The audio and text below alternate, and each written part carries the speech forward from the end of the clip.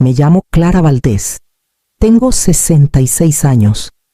Y durante la mayor parte de mi vida he creído que con paciencia se puede remendar casi todo: heridas, orgullos, incluso los silencios que pesan. Tal vez por eso, cuando el teléfono sonó ese miércoles por la mañana y vi el nombre de mi hijo en la pantalla, mis manos temblaron como si estuviera a punto de abrir un regalo que había esperado por años. «Mamá», dijo Javier, con una calidez que no le conocía hace tiempo. «Ven temprano este sábado. Vamos a festejarte en grande». Hacía meses que no me hablaba más que para preguntarme sobre impuestos o pedirme algún favor. De fondo, escuché la voz ágil y brillante de Sofía. «Tenemos algo especial preparado, no llegues tarde». Por un instante me quedé sin palabras. Miré alrededor de mi pequeña casa en Mérida, la misma donde crié a Javier tras la muerte de su padre. La luz de la tarde caía sobre las fotos enmarcadas en la repisa: cumpleaños, graduaciones, momentos en los que aún éramos un equipo. Claro que sí, logré decir al fin: ahí estaré. Cuando colgué, me quedé junto a la ventana, viendo cómo las bugambilias se mecían con el viento. Intenté calmar el nudo en mi pecho. Tal vez esto era el comienzo de algo bueno. Sofía podía ser de lengua filosa, pero también era ambiciosa. Quizá estaba aprendiendo a ser más amable. Y Javier, bueno, tal vez había entendido que el tiempo no espera a que uno se disculpe. Esa noche, saqué mi vestido verde del armario, el que compré hace 20 años para la graduación de Javier. Lo planché con cuidado, alisando las arrugas con la palma de mi mano. La tela aún olía levemente a cedro del baúl donde lo guardaba. Me arreglé el cabello. Me puse un toque del perfume suave que reservo para los domingos y dejé mi bolso listo junto a la puerta. Por primera vez en años, la casa no se sentía tan silenciosa. Me fui a dormir imaginando risas, el tintineo de copas, la mano de mi hijo cubriendo la mía con cariño. No sabía que para el sábado por la noche, esa misma mano temblaría por una razón muy distinta. El sábado llegó envuelto en una luz dorada que hacía brillar el malecón de Veracruz. Llegué 15 minutos antes, como siempre, alisando la falda de mi vestido verde antes de bajar del taxi. El restaurante era más elegante de lo que imaginaba. Candelabros de cristal destellaban tras las ventanas altas. Meseros con camisas impecables llevaban bandejas que parecían espejos de plata. Por un momento, sentí un orgullo cálido en el pecho. Mi hijo podía permitirse un lugar así. Tal vez la distancia entre nosotros había valido la pena. Una joven hostess me recibió con una sonrisa ensayada. «Buenas tardes, señora. Su nombre, por favor, Clara Valdés». Mi hijo reservó una mesa, Javier y Sofía Morales. Su expresión titubeó. Miró hacia el comedor. Luego sacó de debajo del mostrador una tarjeta plastificada con un cordón. «Por favor, póngase esto, señora. Es para la asignación de asientos». En la tarjeta, en letras mayúsculas, se leía «Invitada limitada». Dudé. Debe haber un error. Antes de que pudiera terminar, la voz de Sofía resonó desde el otro lado del salón. «Mamá, qué bueno que llegaste». Ya estaba grabando con su celular, con esa sonrisa brillante y pulida para la cámara. Javier estaba a su lado, sonriendo con torpeza. Caminé hacia ellos, con la tarjeta colgando contra mi pecho. Sofía se acercó y tocó la tarjeta con una uña perfectamente manicurada. «Ay, Clara, no pongas esa cara tan seria. Es solo por diversión. Igual puedes sentarte y tomar agua». No, Javier soltó una risa débil, esquivando mi mirada. «Sí, mamá, relájate. Eres parte del festejo». Algunos comensales cercanos giraron la cabeza. Con una mezcla de curiosidad e incomodidad, el mesero que me había guiado apartó la vista, fingiendo ajustar los cubiertos. Sentí que me ardían las mejillas, pero forcé una sonrisa y me senté. La mesa relucía con cubiertos de plata. 3 copas de vino por lugar. Platos ya servidos con entradas, pero frente a mí solo había un vaso de agua vacío. Doblé mi servilleta lentamente, con los dedos temblando, Sofía se inclinó, aún grabando. ¿Ves, mamá? Por fin tienes tu noche especial. La risa que siguió fue tan afilada que cortó el murmullo de las conversaciones. Afuera, la marea comenzaba a subir, rozando suavemente los barcos anclados constante, indiferente, como si ya hubiera visto este tipo de crueldad antes. Los platos de la cena fueron retirados casi tan pronto como llegaron, reemplazados por una carpeta brillante que Sofía deslizó hacia mí. El bullicio a nuestro alrededor se apagó bajo el peso de su repentina seriedad. «Mamá», comenzó, con un tono dulce pero ensayado, «queríamos hablarte de algo importante. Javier y yo estamos preocupados por ti viviendo sola a tu edad, lidiando con tantas cuentas, así que tomamos la iniciativa de preparar unos documentos para facilitar las cosas». Miré a Javier, pero él solo bajó la vista, trazando el borde de su copa con un dedo. Sofía abrió la carpeta, mostrando pilas de papeles con letras pequeñas y sellos notariales. «Son solo autorizaciones básicas», dijo con ligereza. «Poder notarial, transferencia de propiedades, cosas legales sencillas. Esto nos permitirá manejar todo por ti, pagar impuestos, mantener tu casa. No tendrás que preocuparte por nada». Su uña perfectamente pintada señaló una línea cerca de la parte superior. Mi nombre aparecía una y otra vez, seguido por los suyos. Sentí que se me cerraba la garganta. Javier finalmente habló, con voz baja, casi apologética.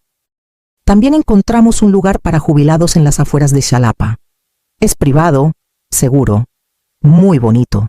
Tendrías tu propia habitación con vista al jardín». Las palabras quedaron suspendidas como un aire húmedo. Por un momento, pensé que había escuchado mal. «Un lugar para jubilados», logré decir.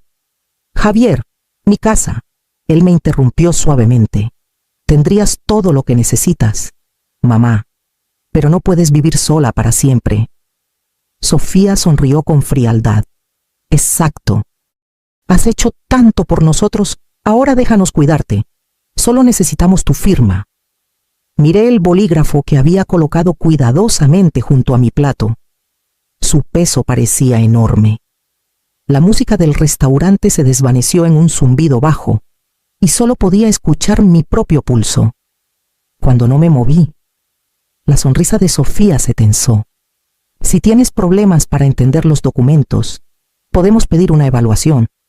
Es algo común cuando hay dudas sobre la capacidad mental». Javier se estremeció, pero no dijo nada.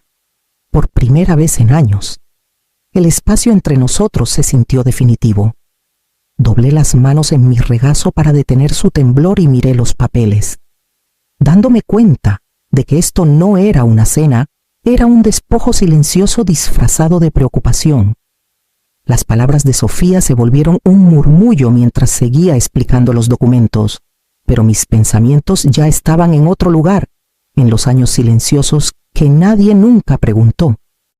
Tras la muerte de mi esposo, Esteban, en un accidente automovilístico en una carretera mojada cerca de Coatepec, no quedó nadie para sostener el suelo bajo mis pies. Javier tenía solo 10 años. Acepté todos los trabajos que pude cosiendo cortinas para un hotel, remendando uniformes para una empresa de limpieza, incluso planchando manteles para un restaurante que nunca podía darse el lujo de dar propinas. Por las noches, cuando Javier dormía, me sentaba junto a la ventana de la cocina con una lámpara pequeña y mi vieja máquina de coser, que zumbaba como un latido. Le decía que estábamos bien, que el seguro de su padre nos alcanzaría, que todo estaba bajo control. Pero no duró mucho, no después de las cuentas del hospital y los costos del funeral. Lo que me salvó no fue la suerte ni la ayuda de la familia. Fueron los anuncios de remates hipotecarios que encontré escondidos en las últimas páginas del periódico local. En ese entonces, las casas en la periferia de Mérida se vendían por menos que un coche usado. Compré una, luego otra, siempre a mi nombre de soltera, Clara Montes, para mantenerlas separadas de las deudas de Esteban. Yo misma las limpiaba, pintaba las paredes, las rentaba a parejas jóvenes que apenas comenzaban. Nada lujoso, pero constante. Cuando los trámites se complicaron, recurrí a Antonio Rivera, un viejo amigo de Esteban que se había convertido en abogado. Tenía una manera tranquila y una mirada aguda. La primera vez que lo vi tras el funeral, me dijo: «Eres más fuerte de lo que crees, Clara. Solo no dejes que lo sepan todavía», sonrió entonces, amable pero astuto. Durante 20 años, Antonio manejó mis escrituras y cuentas. Nunca habló de ello con nadie, ni siquiera cuando Javier comenzó a presumir el coche nuevo que Sofía había elegido a crédito. Sofía seguía hablando ahora, su voz suave y segura, describiendo cómo podía firmar con confianza. El rostro de Javier estaba pálido bajo la suave luz del restaurante. No me miraba a los ojos. Tomé mi vaso de agua para estabilizar mi mano. Bajo el mantel, saqué mi celular de mi bolso. La pantalla brilló débilmente contra el lino. Mis dedos actuaron por instinto, escribiendo un mensaje que nunca imaginé necesitar enviar a Antonio. «Cancela todo». Cuando dejé el teléfono, Sofía seguía hablando. El mesero vino a rellenar mi vaso, sus ojos desviándose hacia mí con un rastro de compasión. Asentí un agradecimiento, con una sonrisa pequeña pero firme. Por primera vez en años, sentí que algo cambiaba dentro de mí. No era enojo, no era miedo, sino el peso tranquilo de la certeza. Había pasado décadas construyendo una vida desde retazos, hilo por hilo. Pensaron que podían deshacerla con un bolígrafo. Doblé mi servilleta, puse las manos sobre la mesa y esperé.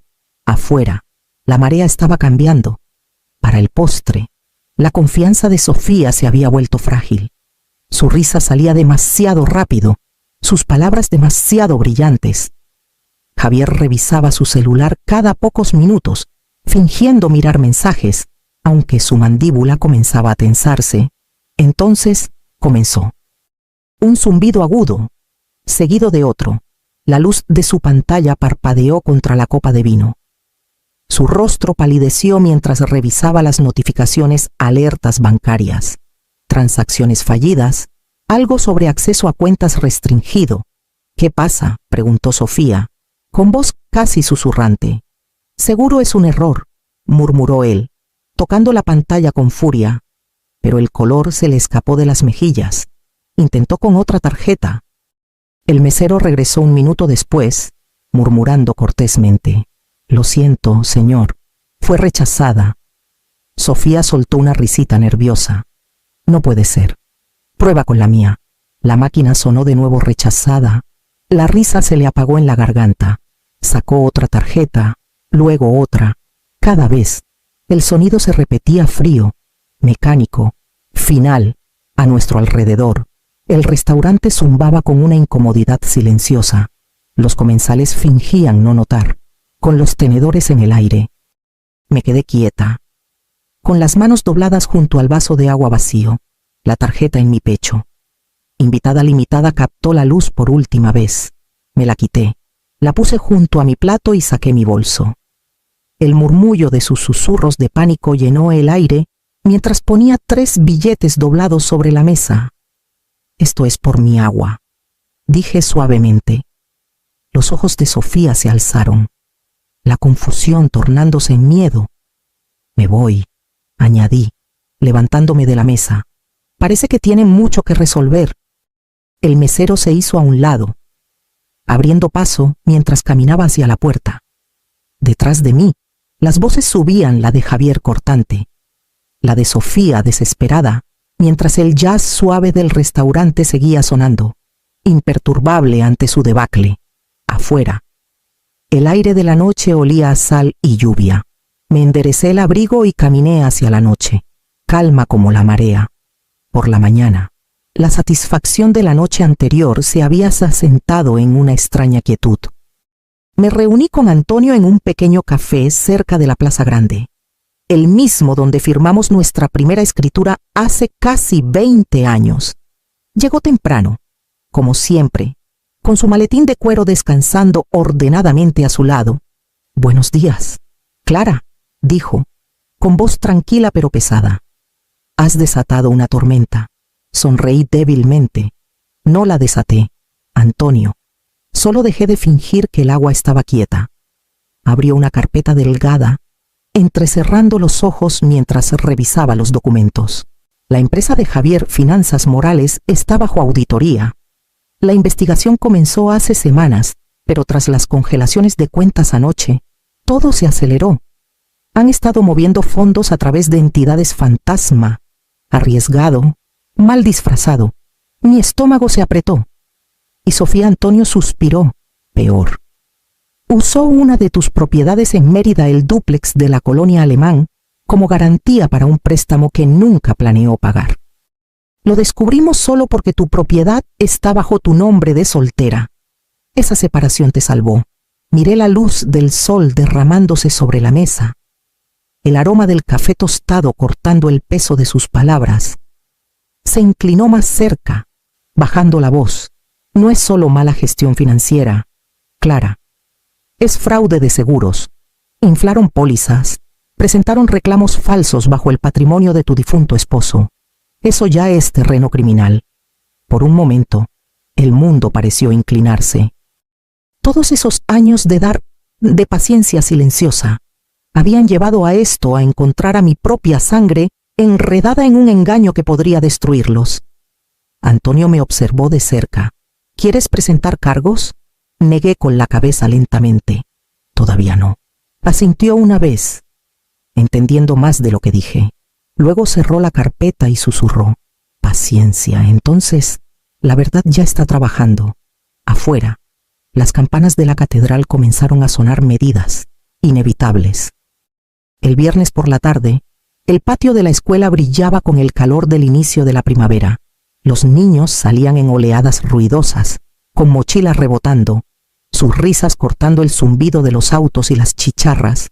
Entonces, la vi Elena con sus trenzas algo torcidas, sus zapatitos rosados desgastados en las puntas. Cuando me vio, corrió hacia mí, su voz resonando en el estacionamiento.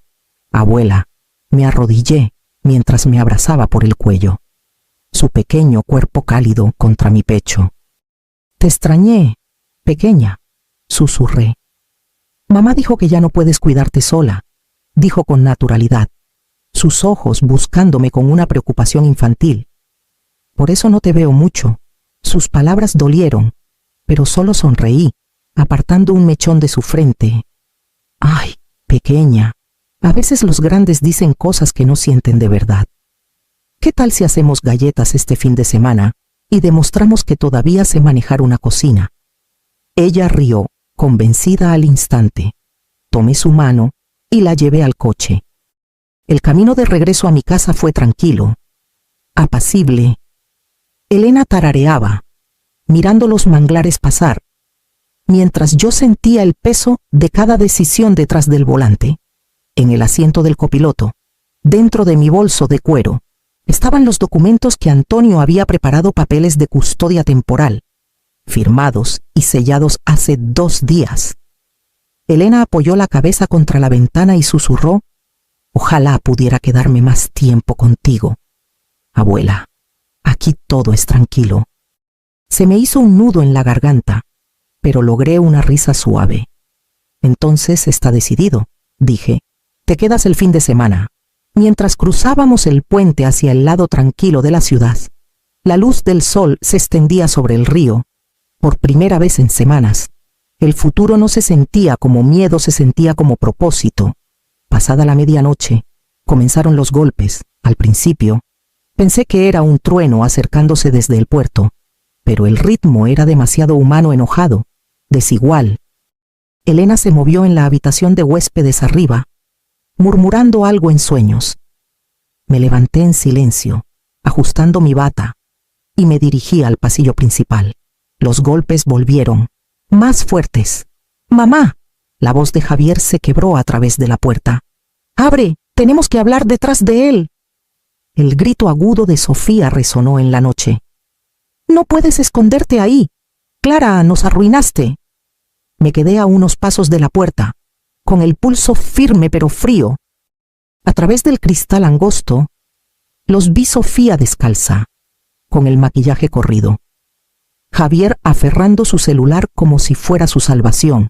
Su coche estaba mal estacionado junto a la acera, con los faros encendidos y el motor rugiendo.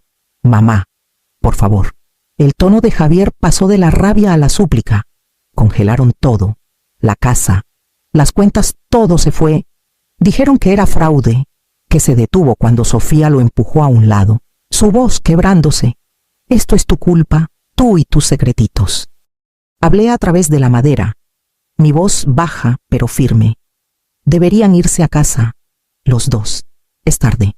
Sofía golpeó la puerta con la palma.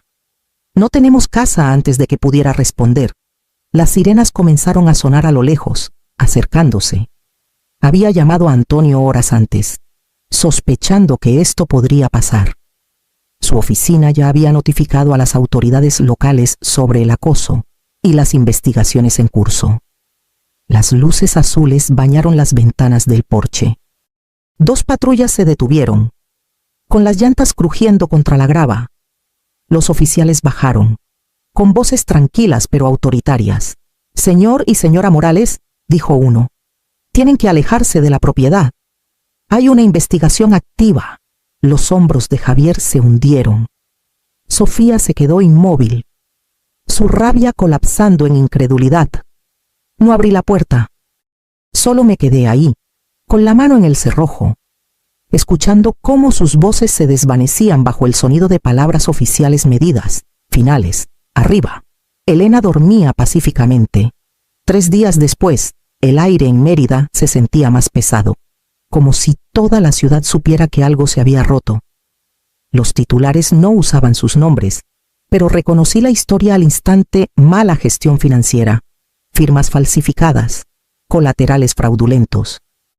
Para cuando los investigadores vinieron a tomar mi declaración, la verdad ya había comenzado a engullirlos.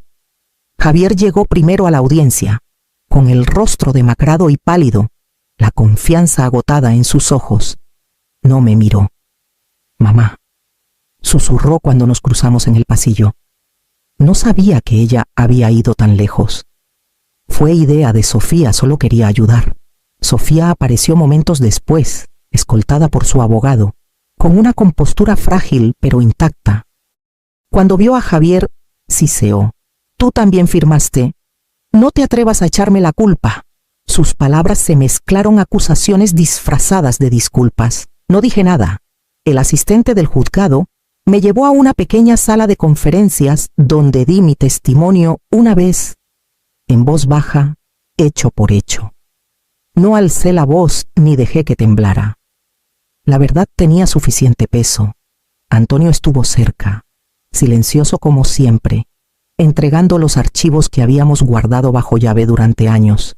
Para el final de la semana, los veredictos llegaron rápido: incautación de bienes, restitución, múltiples cargos bajo revisión federal. Su casa fue embargada, los autos remolcados, las cuentas vaciadas para pagar lo que se pudiera recuperar. Mérida siguió adelante, como siempre, sus mareas llevando los escombros al mar. Me alejé del ruido, cerrando la reja de mi casa a los reporteros y vecinos curiosos. Algunas noches aún escuchaba el eco de los puños de Sofía contra mi puerta, pero ya no me asustaba. La justicia no llegó con triunfo, llegó silenciosa como una marea que retrocede, dejando espacio para que la orilla respire de nuevo. Meses después, el aire en el puerto de Progreso olía a sal y jazmín. La ciudad había retomado su ritmo, barcos flotando, gaviotas girando perezosamente sobre el agua. Elena saltaba unos pasos adelante, su risa llevada por el viento. Estaba más alta ahora, más segura, la clase de luz que crece en la seguridad del amor. Nos detuvimos en la nueva oficina en el Paseo de Montejo, su letrero brillando suavemente bajo el sol de la tarde, Fundación Luz del Puerto. Adentro, voluntarios ordenaban papeles y recibían a clientes mayores con sonrisas pacientes. La fundación había crecido más rápido de lo que esperaba, ofreciendo ayuda legal gratuita a personas mayores engañadas o presionadas por sus familias. Cada historia se sentía como una pequeña marea girando hacia la justicia. En mi escritorio, bajo una lámpara de latón, estaba la tarjeta plastificada que alguna vez decía invitada limitada. Había dejado de ser una cicatriz para convertirse en una brújula, recordándome cómo el silencio puede transformarse en fuerza cuando se encuentra con la verdad. Una carta de Javier llegó la semana pasada. La última línea decía: por fin entiendo lo que significa el respeto. La doblé con cuidado. La guardé en un cajón y me giré hacia la ventana, donde el reflejo de Elena sonreía junto al mío, 2 vidas, firmes e intactas, frente a la luz